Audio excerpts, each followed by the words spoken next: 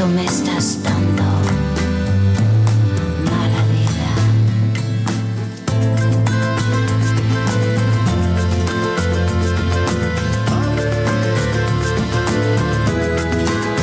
Mi corazón, mi corazón, mi corazón.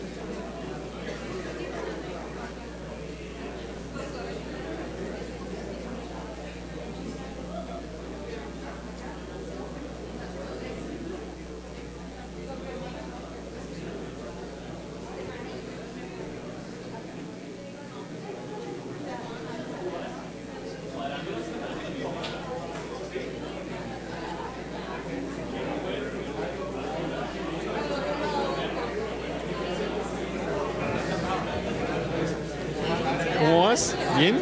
Gracias, Nico, querido, gracias. ¿Bien tú? Hola, Miguel, sí. Pero se canceló. Sí, ahora, sí. Este micrófono enfrente es como un peligro.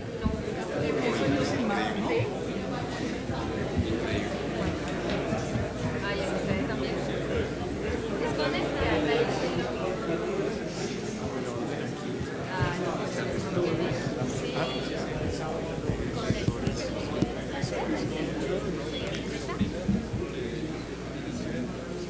Buenas noches.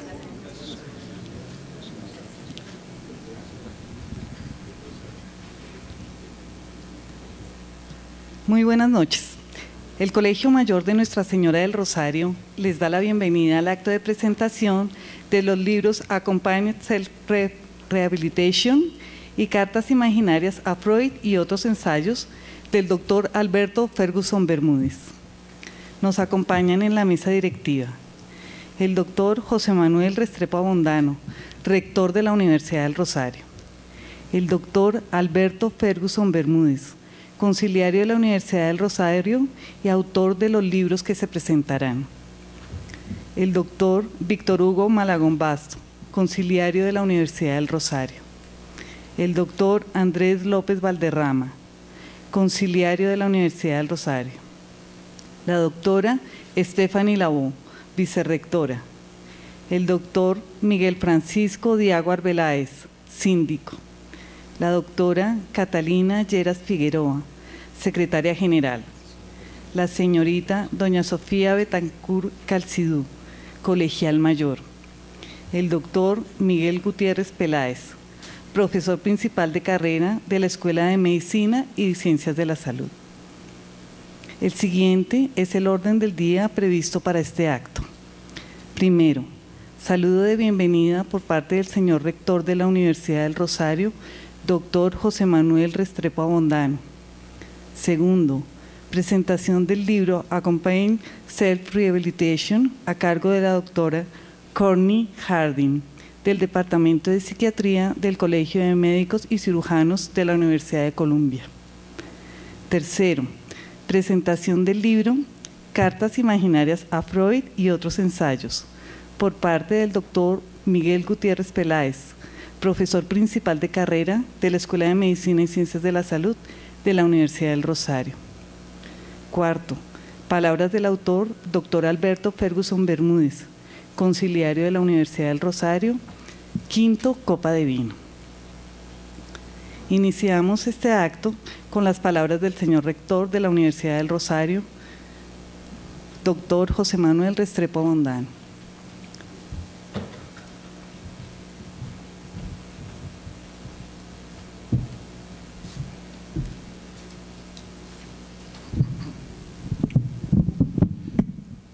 Quisiera en primer lugar saludar muy especialmente a los integrantes de la mesa directiva, inicial y muy especialmente al doctor Alberto Ferguson, conciliario y autor de las obras que presentamos en el día de hoy, a los señores conciliarios Andrés López Valderrama, Víctor Hugo Malagón Basto, de igual forma a la señora vicerrectora Estefanía Labó, al señor síndico Miguel Diago, a la señora secretaria general Catalina Lleras, a la colegial mayor Sofía Betancourt Calcidú, al doctor Miguel Gutiérrez, profesor principal de carrera de la Escuela de Medicina y Ciencias de la Salud.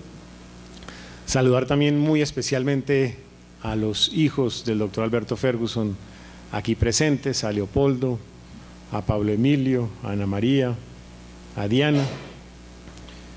Saludar a los señores exrectores, doctor Hans-Peter Knudsen, doctor Rafael Riveros Dueñas, a los señores exconciliarios de este colegio mayor, a los señores colegiales de número, a los representantes de los consejos estudiantiles, a los profesores e investigadores aquí presentes, al doctor Manuel Elkin Patarroyo, profesor e investigador, al doctor Nicolás Gamboa, egresado de nuestra Facultad de Jurisprudencia, al doctor Santiago Correa, representante de la primera promoción de la Facultad de Medicina, a la señora cónsul general de los Estados Unidos de América, Julie Ruther Boris, su marido Dan, al señor Joe Finning, presidente de la American Society de Bogotá, a todos los invitados especiales, señoras y señores. Debo decir que para mí es especialmente grato el evento que nos congrega en el día de hoy.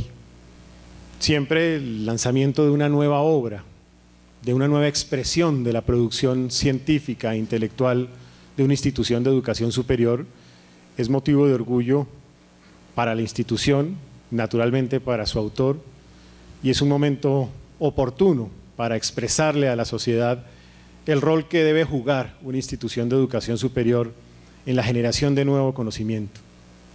Dicen los americanos, publish or perish, y creo que una manera para efectivamente guardar la vigencia, la relevancia, el sentido de educación superior es a través de la publicación. Este tipo de presentaciones de un libro en una universidad tiene siempre dos connotaciones particulares. De un lado, expresa y concreta la función tradicional de una universidad en su rol de docencia, de investigación y de extensión. Investigación, porque evidentemente supone un esfuerzo importante en generación de conocimiento, un aporte para estar cerca o más allá de la frontera. Docencia, porque implica un trabajo seguramente previo de diálogo y aprendizaje con maestros colegas y también en el encuentro con los alumnos, con los estudiantes. Y de extensión, porque a través de este libro, de cualquiera de las obras que se generan en una universidad, se produce un esfuerzo de construcción de conocimiento para llegarle a la sociedad. Ese es el primer motivo que nos convoca en un evento de esta naturaleza. El segundo, tan importante como el anterior, en la presentación de un libro, y en este caso debo decir que no es uno, sino dos, entonces se duplica lo que voy a decir a continuación, es el reconocimiento del autor. de su obra, de su legado intelectual, de su aporte a la sociedad.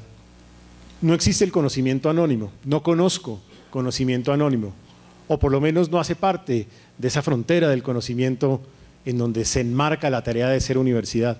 Siempre está detrás el profesor, el maestro, el científico, aquel que da vida a nuestra idea de ser unidad en medio de la diversidad.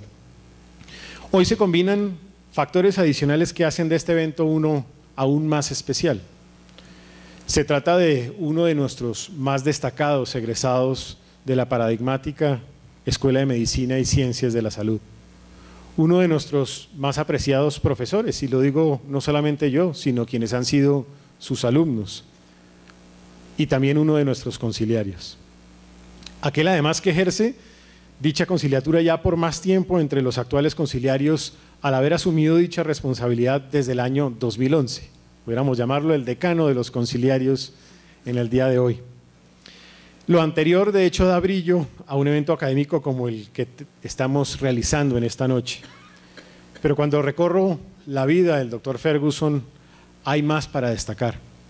En especial porque al hacerlo, descubrimos a un rosarista integral y ejemplo de eso que nos distingue. El humanista, el ilustrador de la República, el compromiso social, el pensador, el que le hace un aporte a la sociedad, el que lidera, el que se opone a aceptar la injusticia, el que le sirve al país y a su universidad con amor y compromiso. Por esta razón, y porque soy igualmente ignorante de la psiquiatría, no voy a comentar los libros. Lo haría sinceramente muy mal.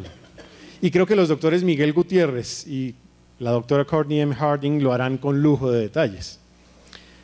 Ellos además dan fe de un profesor, el doctor Alberto Ferguson, que se destaca como uno de los grandes pensadores y soñadores de la salud mental en el mundo. Sí, señores, en el mundo, porque hoy el reconocimiento de nuestro conciliario y profesor Ferguson es especialmente a nivel internacional, razón por la cual son frecuentes las invitaciones a ponencias, los viajes, los eventos donde se congrega la comunidad académica y profesional de la salud mental.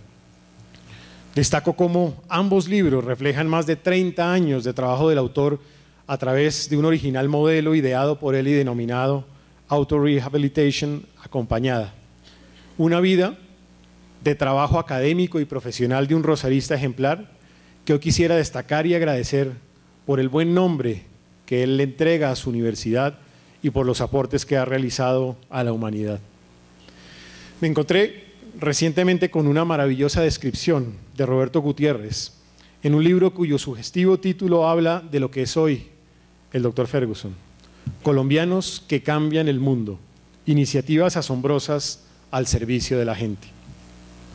En él descubre la vida de un rosarista que parece haber estudiado y haber recorrido todo lo que significa ser rosarista, incluso hasta parece haber tenido la oportunidad de vivir la experiencia profesional de buena parte de las carreras que hoy ofrecemos en nuestra universidad. Primero, como libertario, al cuestionar con fuerza lo que en su momento eran los modelos psiquiátricos. Eso mismo que lo llevó a una nueva forma de institucionalidad en el tratamiento a los pacientes que sufrían una enfermedad mental. Segundo, como servidor de la República, cuando siendo jefe de salud mental en Bogotá, se comprometió a replantear la política de salud mental en la ciudad y para el país. Tercero, como defensor de los derechos humanos, al comprometerse en la psiquiatría a algo que parece tan elemental y que se violaba en su momento en la psiquiatría oficial. Como empresario y financiero, al concebir en la práctica un nuevo modelo de una entidad sin ánimo de lucro, de tal forma que fuese eficiente y autosostenible.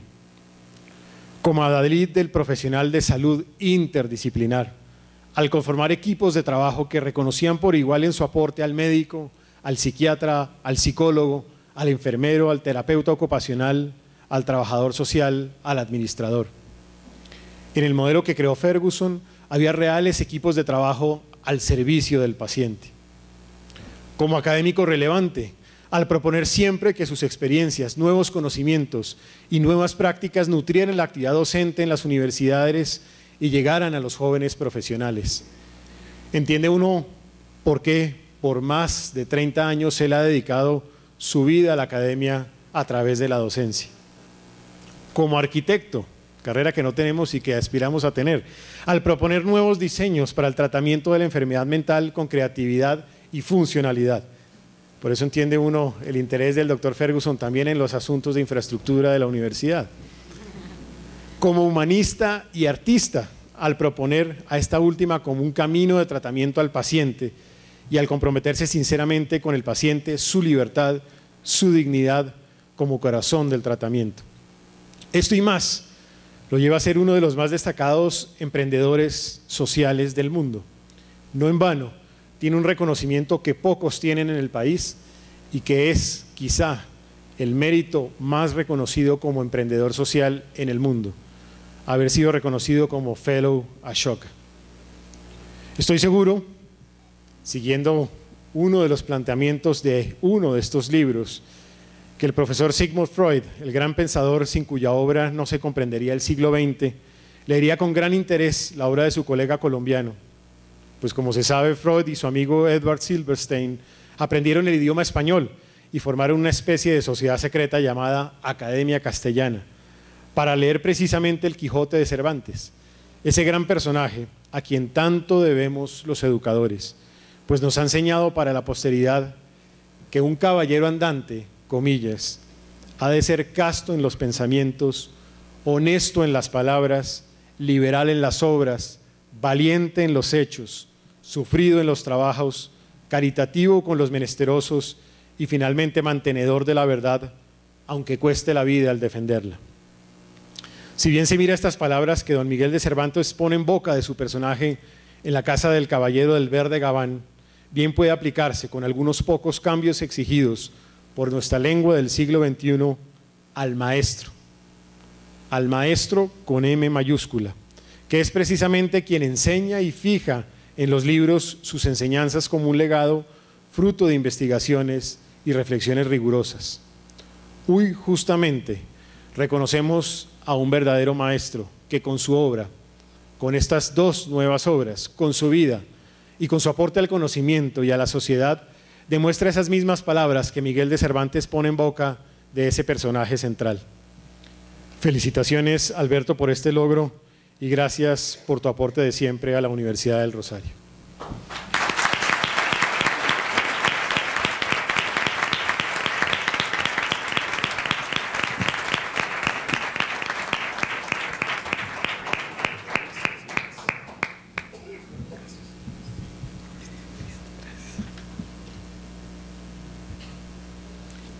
A continuación, la doctora Courtney Harding presentará el libro Accompanied Self-Rehabilitation, para lo cual proyectaremos el video que ya ha preparado. La doctora Harding realizó sus estudios en las universidades de Vermont y en Yale en investigación y psicología clínica. Después de haber trabajado con el profesor John Strauss en Yale, vivió en Denver, donde fue directora asociada de psiquiatría pública por muchos años. En el año 2000 se mudó a Boston, en donde se desempeñó como directora senior del renombrado Centro de Psiquiatría de la Rehabilitación de la Universidad de Boston, con William Anthony, y como profesora de Psiquiatría y Rehabilitación.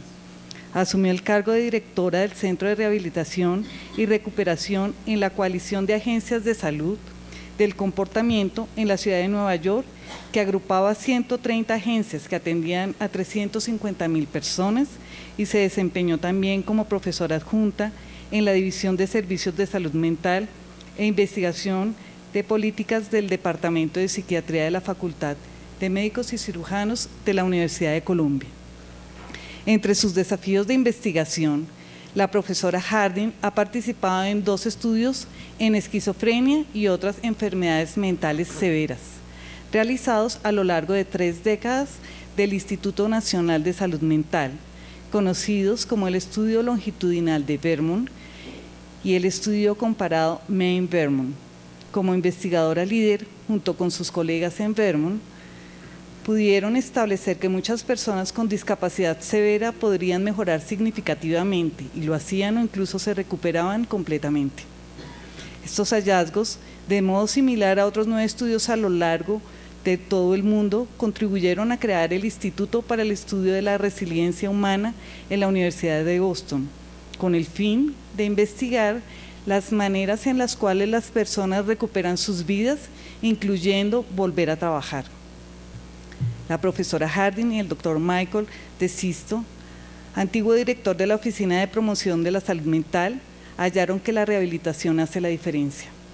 A lo largo de su carrera, ha obtenido 52 becas y contratos federales, estatales y fundacionales para la investigación de la esquizofrenia y estudios de los servicios de salud mental. La doctora Harding ha recibido más de 46 premios y reconocimientos, incluyendo el premio Alexander Gradnick al investigador de la Fundación de la Asociación Americana de Psicología por sus contribuciones excepcionales al estudio de la esquizofrenia y otras enfermedades mentales severas, y por ser mentora de una nueva generación de investigadores. Tiene numerosas publicaciones sobre esquizofrenia, rehabilitación y recuperación, y ha presentado hallazgos de sus estudios y su trabajo clínico en más de 500 encuentros estatales, nacionales e internacionales. Ha trabajado con 30 estados de la Unión Americana, así como con Canadá, Australia, Nueva Zelanda, 11 países en Europa y 9 en Asia, incluyendo China, en el diseño de sus sistemas de atención. Actualmente, la doctora Harding es la vicepresidenta del Consejo Directivo para la Excelencia en los Servicios de Salud Mental y presidenta de su Consejo Científico Consultivo.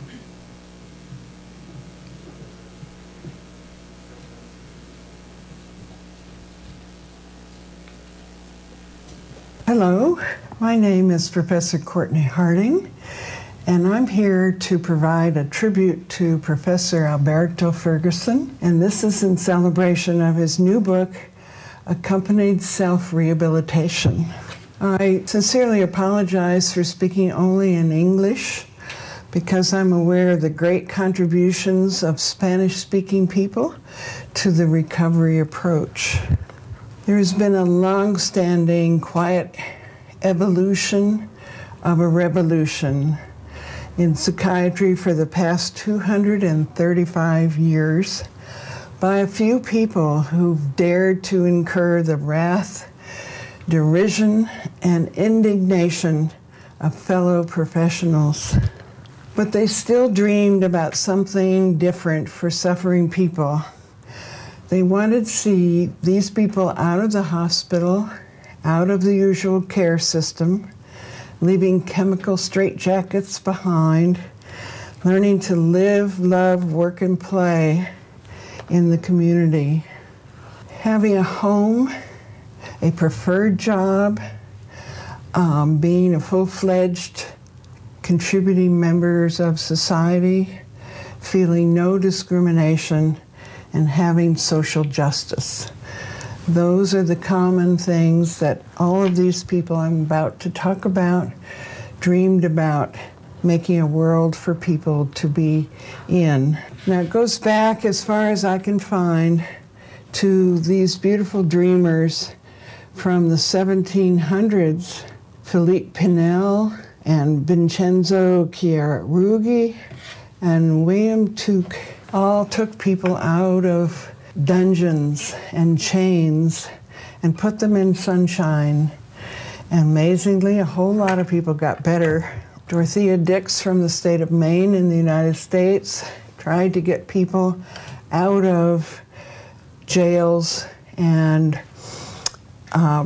work farms and put them in a place that was supposed to be a rural, healthy, quiet place, state hospitals. But as you know, state hospitals became the problem within a very short time.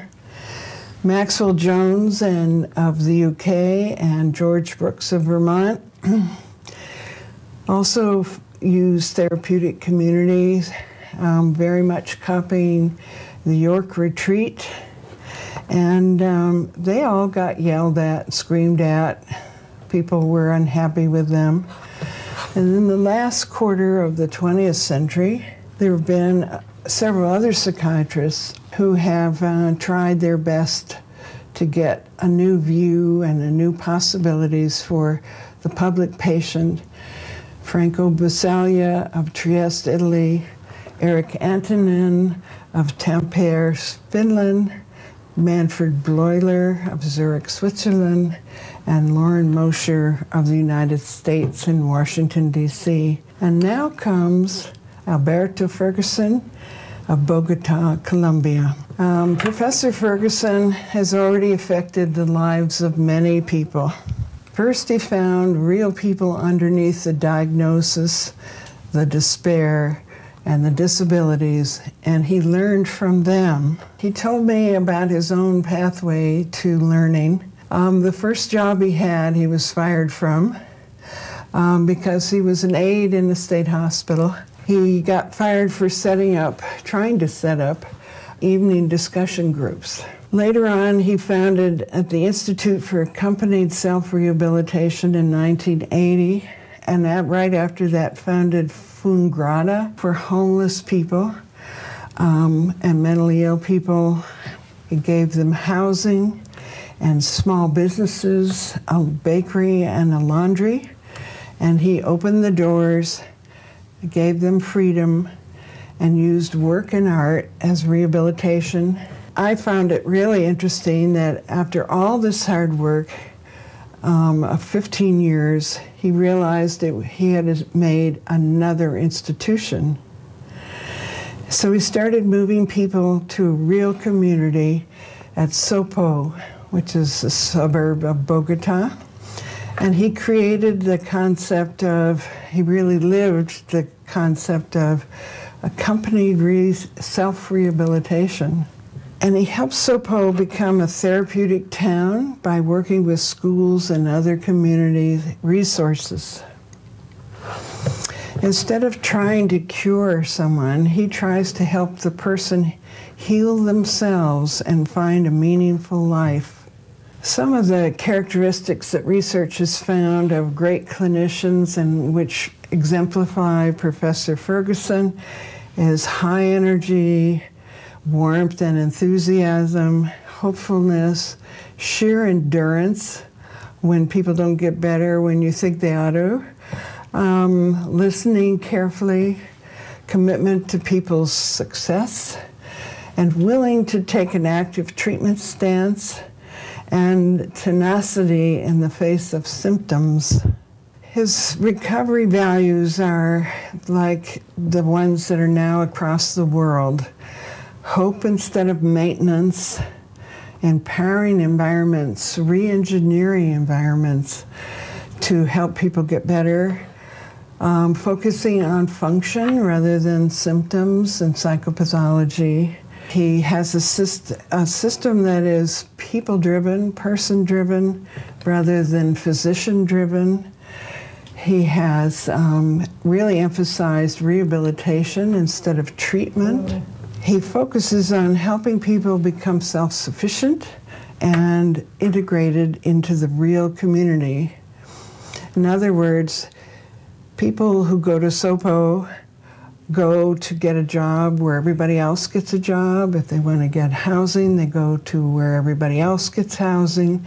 They're considered no different than any other citizen. And yet they're wrapped around very quietly with some supports underneath so they can devise and be successful in their own rehabilitation. He helped Sopo convert to a therapeutic town because it really does take a village to help everybody within the village do better. And they focused on connecting people in a social community way, to focus on everybody's purpose and productivity and fulfillment, and to look at interdependence, which is actually a higher degree of function than independence, and to make sure that everyone, from the smallest person, kid, to an older person, feels emotional and psychological health, physical wellness, a way to express their own spirituality and making sure that people are challenged and learning and creative. It's very hard work modernizing old approaches, and here we have pictures of not only his papers and his books, but also working as a team with not only his clinical team, but with members of the town community, and trying to motivate everyone towards this goal. I found this quote from Claude Bernard, who's a great 19th century French physiologist, his wonderful quotes. And this one says, "It is what we know already that prevents us from learning." And this is what makes people worry about changes. So Alberto Ferguson has switched the power struggle. He's switched it from psychiatry and other carers to the person first. He's also being more humble to know that people have and acquire more and more knowledge to design a life for themselves. And if you're humble, you get to walk the path with people, sharing your knowledge with me and my knowledge with you, and we both learn things together. And that's exactly what a lot of those people that I listed before have done, and made them able to change things. What is the difference between knowledge and wisdom? Well, taking everything you just learned and tuck it away for the time being, and become genuinely humble about your own level of knowledge, and just listen and learn with an open mind and an open heart. So to further differentiate knowledge from wisdom, start with the 4 A's. Academic training is just the beginning. Admitting that the more you learn, the less you really know. Appreciating that within every person is a reservoir of wisdom, and abandoning the one-up position in the clinician-client relationship. That's the thing that lets you walk the path together. Professor Ferguson has challenged us to take the next big step in finding the real person under the diagnosis, disability, despair, and setting up an empowering environment for he or she to grow and flourish. Now, I found this wonderful group of statues at Harvard's Old Sackler Museum, and I wanted to show you an additional lesson of finding the real person inside. Here's a statue from the frieze in the Parthenon. It's classically absolutely white, and we've come to think that's a very classic form. And but we really can't see the person and who he is and what he's doing. This group of German scientists started to look underneath the skin of these statues, and they did a lot of high-powered instrumentation to find what was there, if there was anything at all. And much to everyone's surprise, this is what they found. And this turns out to be an archer in the army that's depicted across the frieze. He's got red hair, brown eyes, and amazing brilliant blues, greens, golds. Shocking to our sensibilities, because we've all become used to the white sort of mysterious sculpture. And so they were able to find who was really in underneath these statues. And lastly, this is a quote from Groopman, Jerry Groopman, who's a cancer surgeon here in Boston. And in 2004, he wrote a book called The Anatomy of Hope.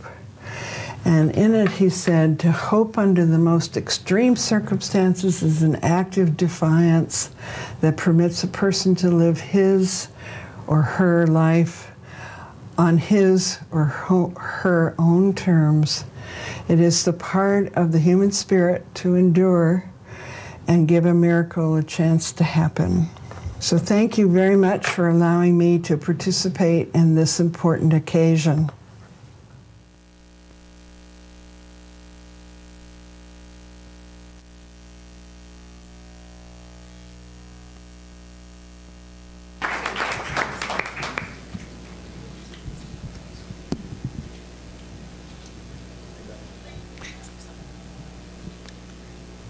Tercero, enseguida el doctor Miguel Gutiérrez Peláez hará la presentación del libro Cartas Imaginarias a Freud y otros ensayos.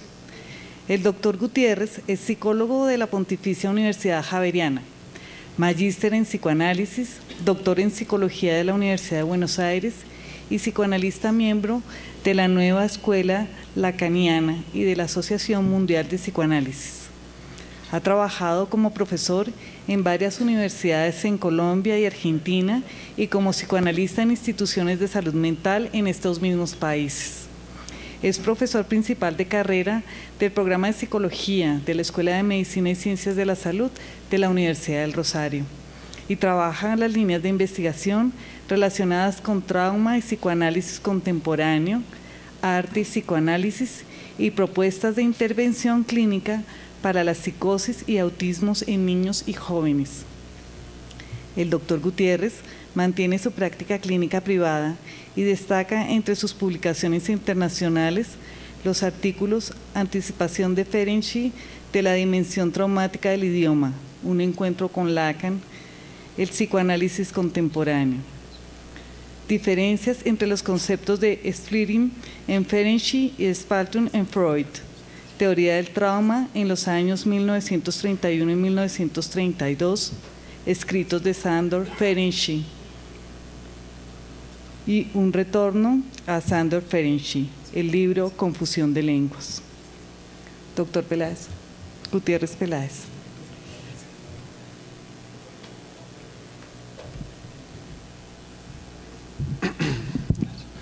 Bueno, pues muy buenas noches, un saludo muy especial a todos, a la mesa directiva, a los demás invitados.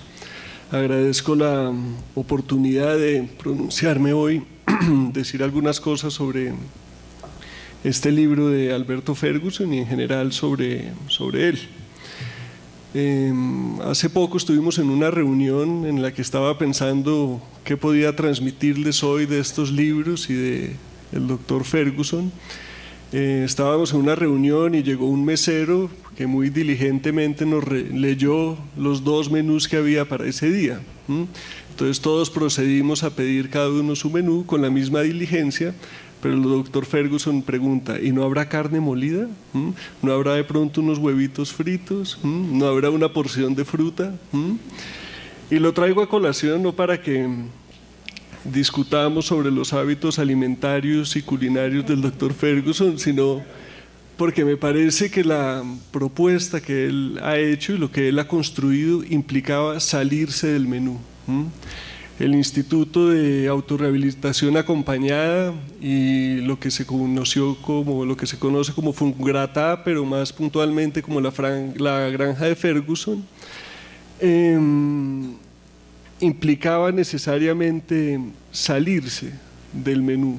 Ese no estaba, digamos, dentro del menú de la psiquiatría de su tiempo, y me atrevo a decir que aún hoy, que ya han transcurrido ciertos años, la propuesta de Ferguson sigue siendo subversiva. Creo que la propuesta del doctor Ferguson es en cierta medida, a contracorriente de cierto discurso hegemónico de la salud mental, y por ello la gran vigencia y urgencia de los 2 libros que hoy se lanzan. La subversión de las propuestas del doctor Ferguson para la intervención en personas con psicosis es doble. Es subversiva para la psiquiatría, ya que se inspira en los principios de la Escuela de Frankfurt, los principios freudomarxistas de la Escuela de Frankfurt, y como bien lo señaló Courtney Harding en el video, recoge los postulados de los artífices del movimiento antipsiquiátrico alrededor del mundo y se ubica como un referente más entre ellos. Es subversivo también para el psicoanálisis, o más bien para cierta idea errada del llamado psicoanálisis ortodoxo, que solo veía posibilidades para el psicoanálisis en la consulta 1 a 1 con neuróticos y a través de un diván. El doctor Ferguson crea un dispositivo que busca llevar el psicoanálisis a indigentes y psicóticos, además de producir la aplicación del psicoanálisis en una institución. En la lista de subversiones agregaría que la reivindicación del concepto de mente para la ciencia ha sido una de las propuestas que han ocupado la investigación del doctor Ferguson. Me gustaría referirme a un punto que tocó el doctor Restrepo, y es precisamente la faceta del doctor Ferguson como profesor. Las propuestas de Alberto Ferguson han sido inspiración para varias generaciones de estudiantes de varias universidades y de varias carreras distintas. Para muchos de estos estudiantes, el paso por la granja ha sido la primera experiencia que han tenido con la psicosis y con la enfermedad mental. En los últimos años he sido testigo del trabajo del doctor Ferguson con los estudiantes de psicología del programa de psicología del Rosario, y he visto el modo como Alberto Ferguson acerca de una manera muy particular a los estudiantes a la locura. Logra interesar a los estudiantes no solo en la locura del otro, sino en su propia locura, el modo como comprenden la porosa línea que divide lo normal de lo anormal. Pero inscribe la mirada que les transmite el doctor Ferguson una marca fundamental, y es la necesidad que el profesional adopte una posición de no saber frente a la locura del otro. Es decir, frente a esa soberbia que puede inducir la formación académica, donde se espera que el profesional sepa lo que al otro le pasa aún antes de haberlo visto o de haberlo escuchado, el doctor Ferguson insiste en la importancia de que el profesional pueda soportar el no saber, y en vez de ubicarse en una posición de ser él quien va a enseñarle al otro lo que debe hacer con su padecimiento, es más bien el profesional quien debe dejarse enseñar del otro, y en ese aprendizaje poderle ayudar a comprender de manera conjunta aspectos inéditos de su propio funcionamiento mental. Y no es solo una posición de humildad o de un profundo respeto por las diferencias del otro, es una condición necesaria para poder intervenir, y creo que las implicaciones de esta posición van más allá del tratamiento de personas con psicosis y se extienden al campo de la enseñanza y también en el tratamiento de otras poblaciones. Y pienso puntualmente en el trabajo los escenarios que se pueden abrir dependiendo de lo que suceda con el proceso de La Habana, la necesidad de que profesionales que van a intervenir con esa población tengan una posición como la que estoy señalando. Con el doctor Ferguson creamos un grupo de estudio e investigación psicosocial en el seno de la Universidad del Rosario, y esperamos que el trabajo que allí se adelanta pueda eventualmente sumar nuevos interesados y producir propuestas puntuales que tengan ese sello característico de su pensamiento. Creo que esa posición frente al saber está en la labor del doctor Ferguson como profesor en su práctica clínica, y creo que la encontrarán también ustedes en sus libros. Como escribió el psicoanalista Gustavo de Sal en un libro que publicó en conjunto con el sociólogo Zygmunt Bauman, un libro titulado El retorno del péndulo de 2014, dice: un maestro no es simplemente aquel que detenta un saber, no es un experto, tal como acostumbramos a concebir en la actualidad a los representantes del saber. Un maestro es quien sabe conservar vivo el espíritu socrático de la pregunta, y su enseñanza consiste en darles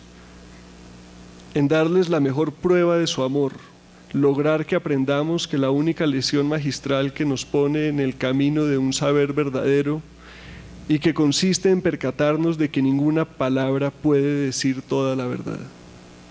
Considero que maestros en el campo de la enfermedad mental son una verdadera necesidad, y desafortunadamente han venido siendo desplazados por los expertos, y veo en el doctor Ferguson una resistencia a esa tendencia. La concepción de tratamiento, que encontrarán también en los libros, es en cierta medida profundamente liberal, pues considera que el otro puede y debe elegir, aún en las condiciones extremas de una psicosis, y que es vía sus decisiones que se va forjando un camino de salida a su psicosis. En esto se acerca mucho al trabajo de Thomas Szasz, interlocutor imprescindible del movimiento antipsiquiátrico. Tuve el privilegio de escribir el prólogo de uno de los libros que se lanzan hoy, Cartas Imaginarias a Freud y otros ensayos. Ya tendrán ustedes el gusto de leerlo y de dejarse seducir por la fina escritura del Dr. Ferguson, de la precisión de su pluma y lo agudo e incisivo de sus premisas, defendidas sin ambigüedades y con insistencia. Este libro, que recoge sus escritos psicoanalíticos desde los años 80 hasta hoy, el Dr. Ferguson se vale de un recurso literario absolutamente creativo y original. Le escribe cartas a Freud. Los conocedores de la obra de Freud saben que él intercambió cartas con personajes ilustres y esas correspondencias están publicadas y son fundamentales para entender su pensamiento. Pero que yo conozca, las del Dr. Ferguson son las primeras y únicas que ha recibido el Dr. Freud después de su muerte. Y valiéndose de ese recurso literario, hay 5 cartas a Freud en este libro, escritas a lo largo de diferentes años. Alberto Ferguson trata temas de grandes implicaciones para la práctica psicoanalítica, yendo a los fundamentos del pensamiento psicoanalítico y tratándolos con gran originalidad y autenticidad. Es el estilo del Dr. Ferguson el permitirse en su escritura cierta desfachatez, la cual extrañamente no atenta contra el rigor y la seriedad de los temas tratados. Se permite, por ejemplo, contarle al Dr. Freud sobre el asesinato de Guillermo Cano y conversar con él sobre el modo en que esto puede leerse y pensarse a la luz del pensamiento psicoanalítico. Le cuenta a Freud además sobre el estado actual del movimiento psicoanalítico en el mundo y le anticipa el asombro que le produciría conocer sobre el legado de su obra y las derivas de su pensamiento en tiempos presentes. Se suma entonces ahora el Dr. Ferguson a ese séquito de corresponsales eminentes con los que se escribió Freud a lo largo de su vida. No hay duda que Freud hubiera considerado a Alberto Ferguson un corresponsal a la altura y que le habría encantado poder leer esas cartas y contestarlas.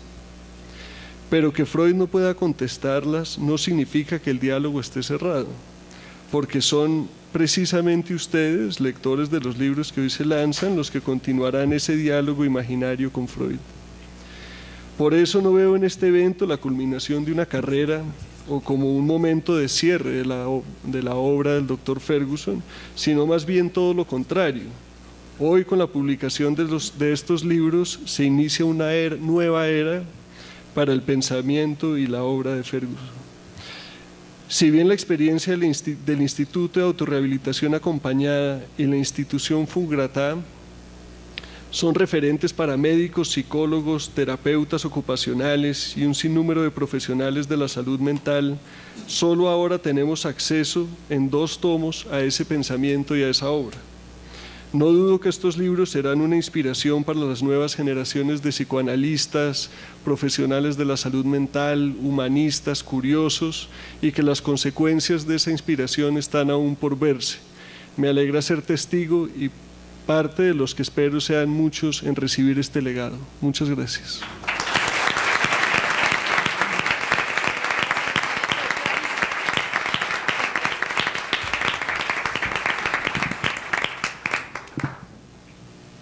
Muchas gracias, doctor Gutiérrez.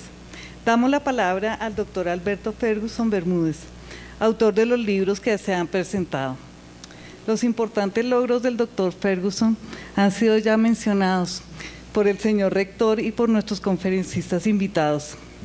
Sin embargo, destaquemos lo siguiente. El doctor Ferguson es médico psiquiatra y psicoanalista egresado de la Universidad del Rosario y conciliario de esta universidad desde 2011. Fundador y director del Instituto de Autorrehabilitación Acompañada y Fungrata en Colombia, y la Fundación para los Avances de la Autorrehabilitación Acompañada en los Estados Unidos, entidades dedicadas a la investigación, asistencia y docencia en salud mental. Describió y utilizó por primera vez la teoría de la autorrehabilitación acompañada, técnica que permite la rehabilitación de la enfermedad mental grave, la cual, luego de ser evaluada rigurosamente en la Universidad de Yale, hoy en día se aplica en diferentes centros de rehabilitación en América y Europa. Fue jefe de salud mental de la Secretaría de Salud de Bogotá y coordinador técnico de la misma entidad. Como director médico de Capricorn, logró por primera vez incorporar el componente psicológico a la práctica médica ordinaria, así como implementar la historia clínica sistematizada. Ha sido activista reconocido en pro de la defensa de los derechos del enfermo, en especial del enfermo mental. Su capacidad de emprendimiento social e innovador lo convirtió en uno de los primeros colombianos en adquirir la condición de Fellow de Ashke, entidad dedicada a identificar y promover emprendedores sociales. Ha sido profesor en las universidades del Rosario, Andes, Javeriana y Católica.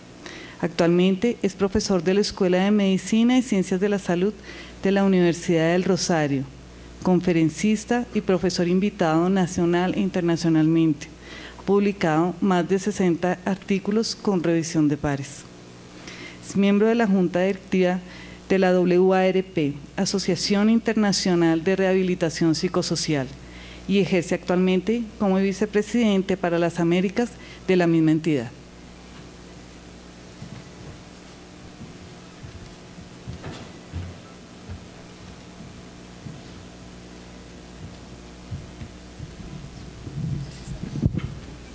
No sé, sí.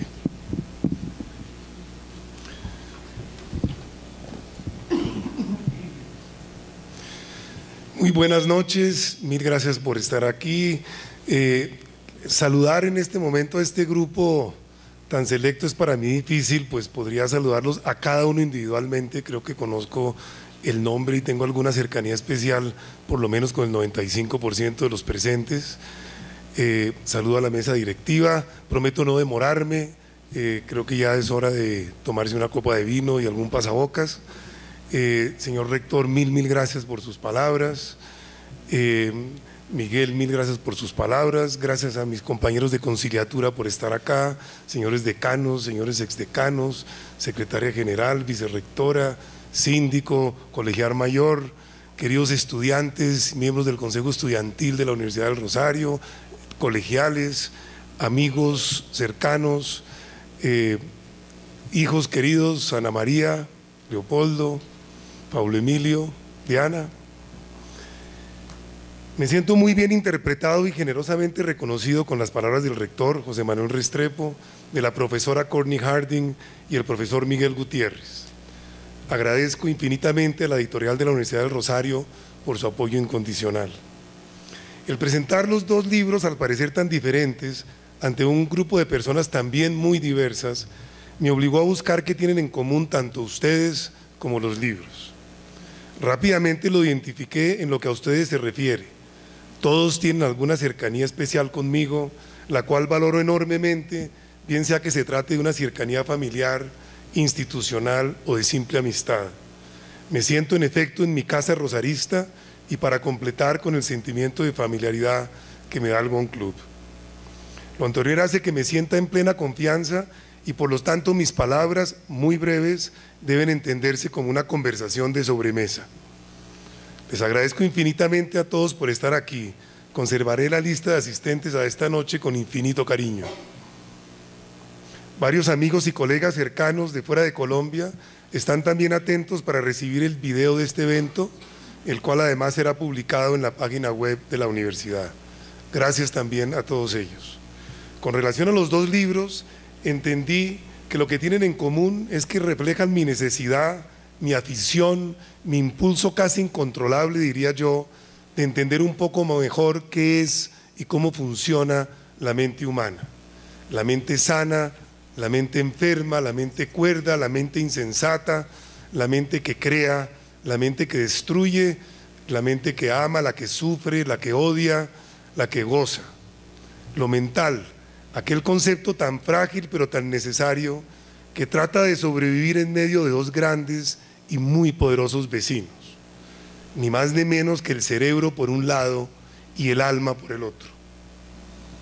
En términos de personas, Podríamos decir que los vecinos son por un lado los neurólogos, psiquiatras biológicos y neuropsicólogos, como mi buen amigo aquí presente, el doctor y profesor Leonardo Palacios, y por otro lado los teólogos, como mi también buen amigo, el profesor y doctor Monseñor Pinilla, también aquí presente. No puedo negar que en ocasiones me siento un poco más cercano a Monseñor que a Leonardo, no por haber tenido una vida tan virtuosa como la de él, pero sí por haber tenido que enfrentar dificultades parecidas. En efecto, de una u otra forma nos han dicho reiteradamente que la mente y el alma no existen, que son constructos de los cerebros que conoce Leonardo, pero que no tienen existencia real. En este sentido, Leonardo ha vivido mucho más tranquilo que nosotros, pues a nadie se le ha ocurrido decir que no existe el cerebro. En efecto, muchos científicos creen poder entender al ser humano sin el concepto de alma y el de mente, pero ninguno sin el cerebro. ¿Qué le vamos a hacer, Monseñor querido? Así nos ha tocado a usted y a mí. Con frecuencia han intentado dejarnos sin objeto de estudio, especialmente en una época donde una muy equivocada comprensión del alcance de las neurociencias ha pretendido dejarnos sin alma y sin mente, o sea, en últimas, en el caso suyo y mío, sin oficio. Nos ocurre algo parecido a lo que tendría que enfrentar un ortopedista si alguien pretendiera demostrar que los huesos no existen. Espero que estas afirmaciones provocadoras te sirvan de incentivo para asistir a un foro organizado por el Grupo de Estudio de Investigaciones Psicosociales de la Escuela de Medicina, del que hablaba Miguel, el cual realizaremos próximamente junto con el profesor de Teología y el profesor de Neurología que he venido citando, acerca precisamente de la compleja interacción entre los conceptos del cerebro, la mente y el alma. En efecto, y mirando en retrospectiva, y a raíz de la publicación de estos dos libros que recopilan trabajos escritos en las últimas 4 décadas, observo que buena parte de mi labor clínica y teórica ha consistido en tratar de recuperar el concepto científico de la mente, tal como titulé una ponencia presentada en Londres en 1997 y que aparece en uno de los libros que hoy se lanzan. Allí tratamos de sobrevivir conceptualmente aquellos que pensamos que sin el concepto de mente no podemos entender el fenómeno humano. Los dos libros nacen de dos tipos de experiencias que han marcado mi vida en dos escenarios distintos pero complementarios. Por un lado, en medio de los secretos de mi trabajo como psicoanalista en mi consulta privada, en ese laboratorio tan único donde uno tiene esa experiencia maravillosa, silenciosa y privilegiada en la que otro ser humano le comparte a uno lo más profundo de su ser y de su vida mental. Por otro lado, la posibilidad que tuve de conocer la enfermedad mental grave, trabajando durante 35 años con ciudadanos de la calle diagnosticados con enfermedad mental, con los locos de la calle, como se les conoce popularmente. Me siento un verdadero privilegiado por haber tenido el permiso de navegar en lo más profundo de las mentes, tanto de los ciudadanos de la calle, delirando y alucinando, sumado a la oportunidad de conocer las mentes de los más sanos y exitosos seres humanos en mi consulta privada. Dicha mezcla me ha dado una oportunidad única de conocer la naturaleza humana, que es la que entre líneas ustedes encontrarán en los dos libros. Hablando de cosas en común, esa experiencia de conocer mentes aparentemente tan distintas incrementa una convicción democrática profunda que liquida de raíz cualquier pretensión racista, clasista, sexista, pues la similitud de las mentes de las personas más diversas rompe de tajo cualquier pretensión de un grupo de sentirse superior independiente de su raza, género, nacionalidad o condición socioeconómica.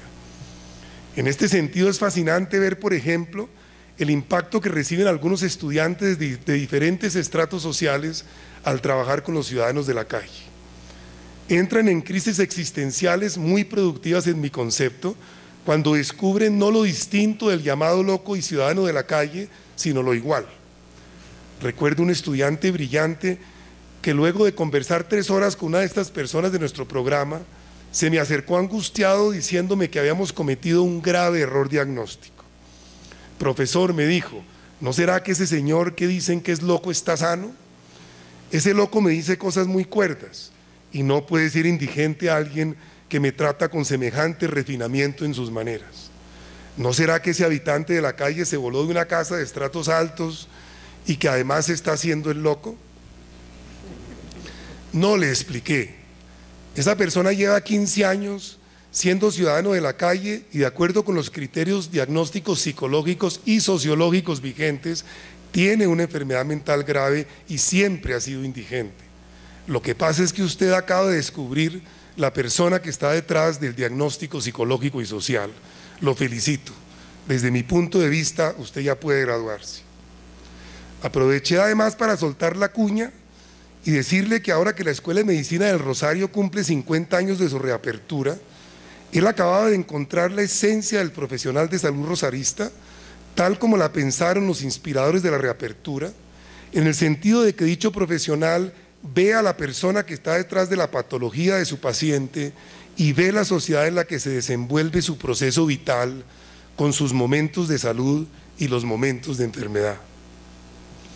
Es lo que precisamente describía la profesora Courtney Harding de una manera tan bella en su generosísima presentación de mi libro, utilizando la analogía del friso del Partenón en Atenas. Finalmente le complementé la idea al estudiante brillante diciéndole: comprendo que le asuste un poco darse cuenta que usted es más parecido a lo que creía a los locos indigentes, pero ese mini trauma le permitirá a usted acercarse un poco mejor a lo que es verdaderamente la naturaleza humana. Igual sorpresa sentirá usted cuando descubra a la persona que está detrás de otros rótulos y estigmas supuestamente positivos como el del poderoso, millonario, exitoso, etc. Meternos dentro de las mentes de las personas, viendo más allá de su ropaje, sea de indigente o de poderoso o de millonario, es la maravillosa esencia de nuestro oficio. Las cartas imaginarias a Freud ya fueron presentadas y explicadas de una manera inmejorable por el profesor Gutiérrez. Alguien me decía que podría ser un poco delirante de mi parte escribirle una carta imaginaria a Freud. Yo le decía que mientras no les dijera que Freud me contestó, no tenían por qué preocuparse por mi salud mental.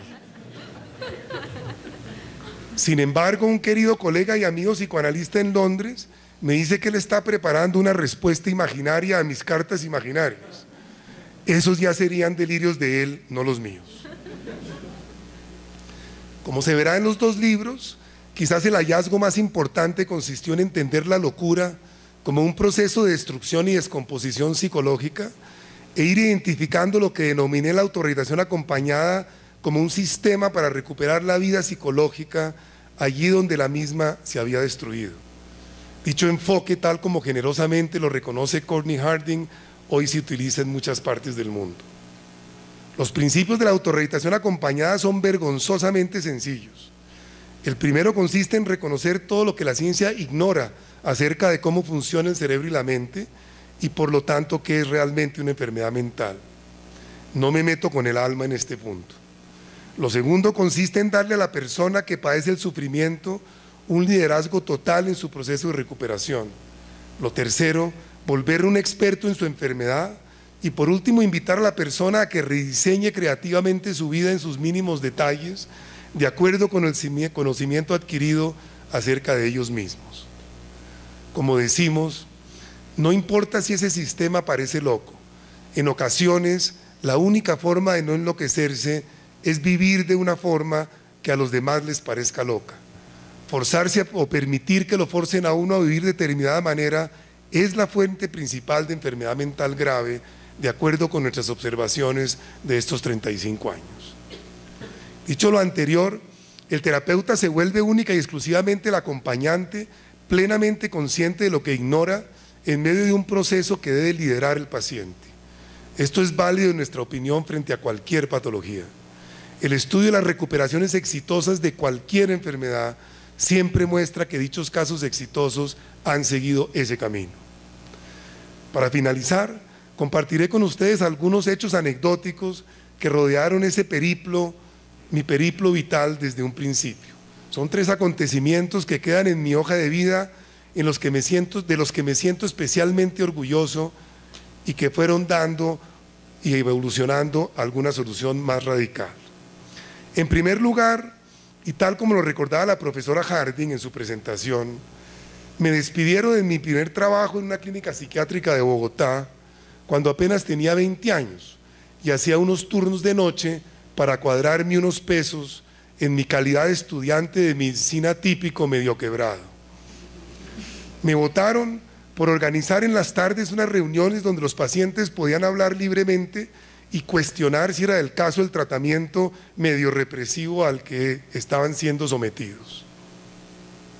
Cuando decidí irme de paseo fuera de la clínica con 10 de los pacientes, el director no aguantó más y me votó.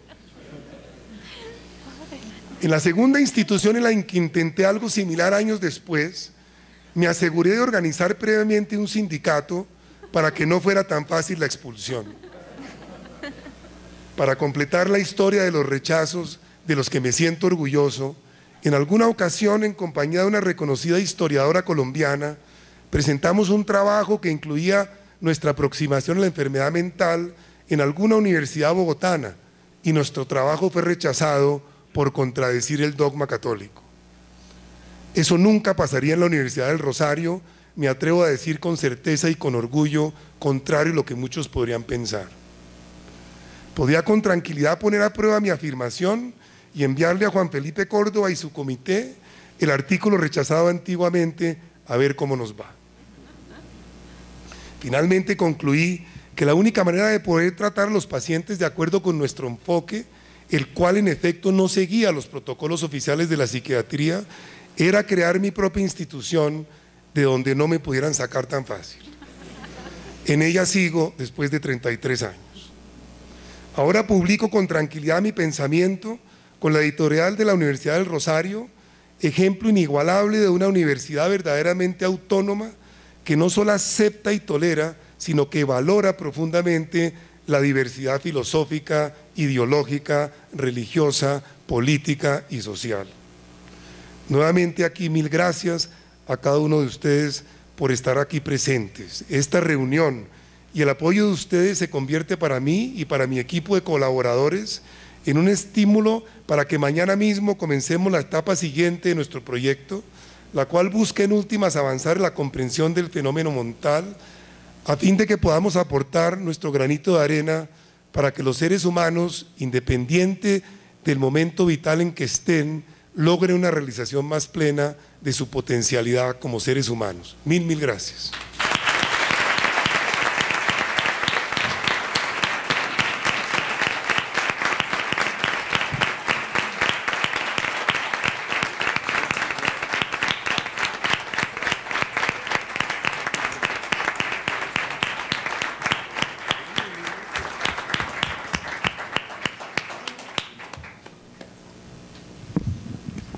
Finalizamos así este acto.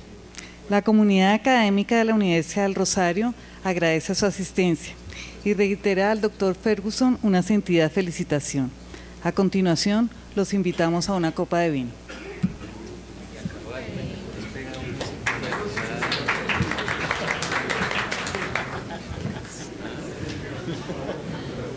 Gracias.